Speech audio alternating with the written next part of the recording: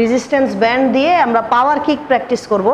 পাওয়ার kick practice করলে আমরা হচ্ছে মাঠে লাথি দিতে পারবো ভালো, বল ফিকতে পারবো ভালো। তো এই জন্যই হচ্ছে আমরা এই ড্রিলটা করব।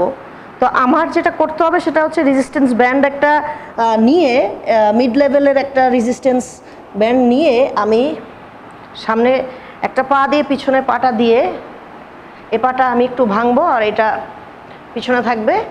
আমি হচ্ছে এ পা দিয়ে কিক করব। সো আমি যেভাবে কিকের পজিশনে যে আমি হলো পাওয়ার কিকটা প্র্যাকটিস করব। Let's begin.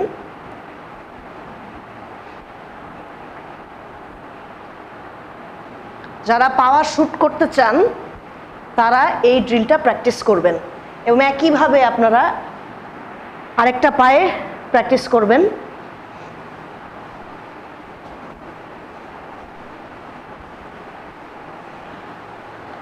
এই ড্রিলটা প্র্যাকটিস করতে গেলে আপনারা রেপস অ্যান্ড সেটসও করতে পারেন, 5x10 করতে পারেন, অথবা 30 সেকেন্ডস এক পায়ে আপনারা চালাইলেন, 1 থেকে 2টা সেট 20 to 30 সেকেন্ডস, দেন আরেক পায়ে করলেন বা অল্টারনেট করে করলেন।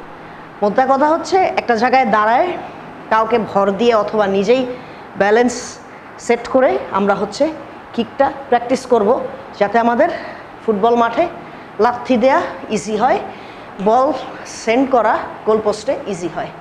আর এই ছিল আমাদের ড্রিল।